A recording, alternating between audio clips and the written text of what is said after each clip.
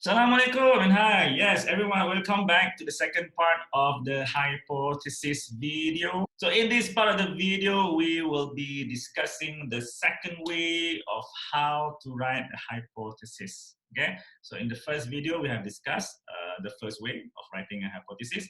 So in this second part of the video, I'll be showing you guys how to write the second version of hypothesis, which is an easier version. And like I said, towards the end of the first video, okay, this version is actually applicable for all sorts of experiment. All right, so let's roll it. So let me share my screen, okay, to show a question, a simple question, okay. All right, so remember when I said that the first version of the hypothesis is not applicable for all experiments, why the second version is applicable, can be used for all experiments, okay? I'll give you a simple experiment, okay?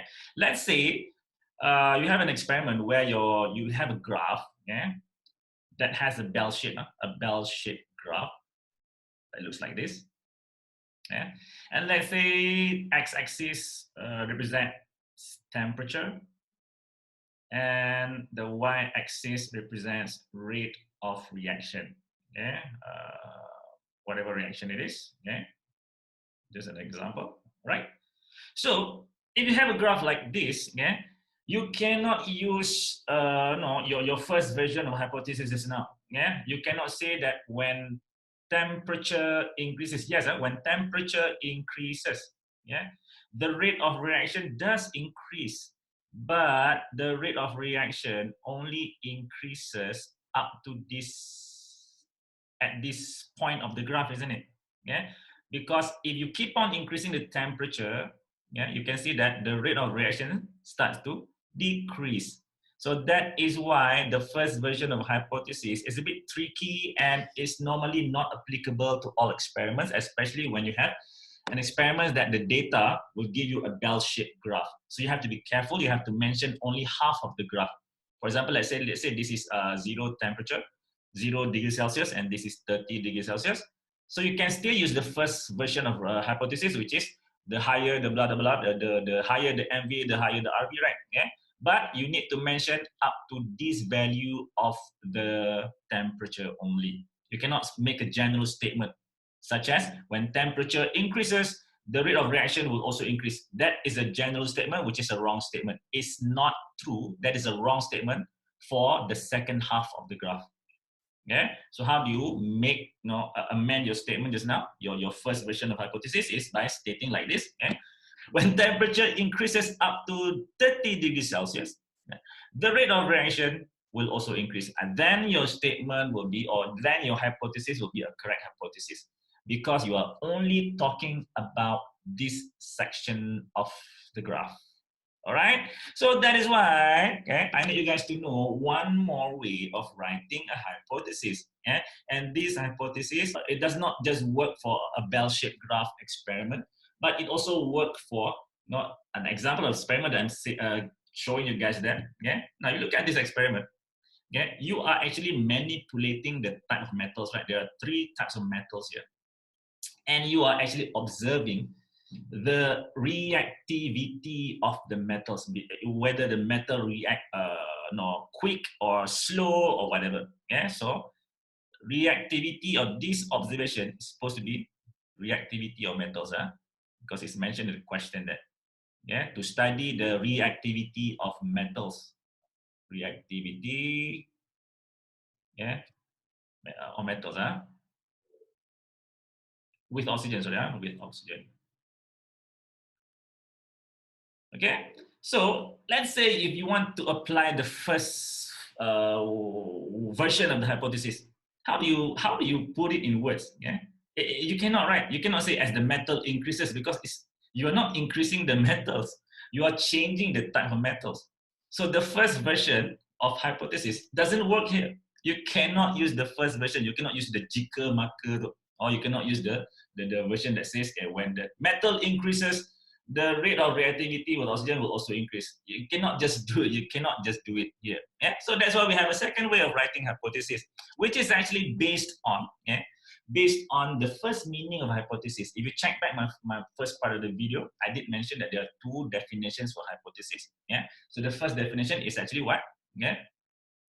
A smart guess, right? A smart guess on the outcome of the experiment.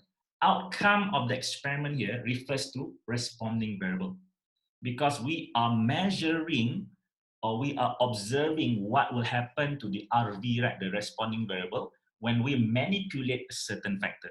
So RV is actually our results, correct? All right. So based on that statement, okay, the first definition of hypothesis, which is a smart guess on the outcome of the experiment, we can have another way of writing hypothesis, which is a simpler way, and works for all experiment, like this experiment, where what you guys need to do is, very simple, as you can see here, you have 3 different types of metals, So what you can do is you can choose any one of these metal, choose any one of these metals, and you just need to guess, You just need to guess the rate of reactivity of that metal, Data is already there, right? You can actually use the data here to make your guess, correct or not? So let's say, for example, I choose metal X. I want to make my hypothesis based on metal X. So how do I put down my hypothesis? It's very simple. Metal X. So this is the metal that I choose. Metal X. Gives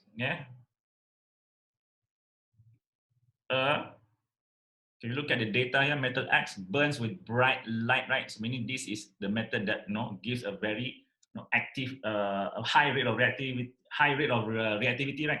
So metal X gives a high or has. Sorry, I'm not going to use the word give.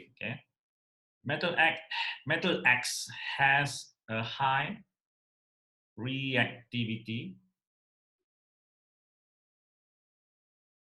with oxygen. Full stop. This is a legit hypothesis and I deserve a full mark. Why? Because I am guessing the result. I'm making a smart guess on the result of the experiment. And technically, the statement that I wrote here also follows the second meaning or definition of the hypothesis, which is a statement that shows the relationship between MV and RV, right? Because this statement of mine still has an MV. This is my MV. I chose metal X, one of the manipulated variables, one of the metals that I manipulate. And this is my RV, reactivity with oxygen. Correct. And my relationship is this one, has a high relationship, has a high reactivity. So that's my relationship. So technically, this also follows the second definition of hypothesis. So you guys understand? So let me reiterate. Let me repeat on how to write, how to use the second version of how to write the hypothesis based on the second way, the second version. Which is very easy. You just choose any one of the MVs. Choose any one of the MVs. And then you guess the effect on the RV. Whether it has a high or whether it will increase your RV or decrease your RV, or lowers down, or whatever, speeds up or slows down your RV. Let us try with one more question. Let's look at this question. This is also another question that you cannot use the first version of hypothesis, right? Because you are using different lenses here. So it is so so weird to say that when the lenses increases, isn't it? It doesn't work here. So you have to use the second version of hypothesis. Choose any one of these lenses and predict the image distance. The image distance here will be your RV, right? This is your responding variable. And the type of lens will be your MV, manipulated variable. So based on data here, I can see that lens K2 gives me a farther image distance, right? So let's say I'm choosing K2 for my hypothesis. So how do I write my hypothesis? As simple as this. Lens K2, this is the lens that I chose. Gives a farther or produce a farther image distance. Full stop. Short and sweet, but yeah, full mark. Yeah, a full mark hypothesis. Okay, so I believe you guys understand now. Okay, I think that you guys can get here. Okay, how to use the second version of hypothesis, how to write hypothesis using the second format or second version, which is actually an easier way, right, compared to the first format. Okay, and I am suggesting for you guys to use the second format of hypothesis and to answer your questions. Yeah. Don't use the first format unless you are really sure that that format works for that particular question or that particular experiment. But my advice is, go for the easy one. This is the easy one. Yeah, the second way of writing hypothesis is the easier one, and you will surely get full mark. You can never go wrong with it. Yeah, the trick is just choose one of the MBs, and then you guess. You make your guess based on the data that you have there. Yeah, you guess the impact or the effect on the RE.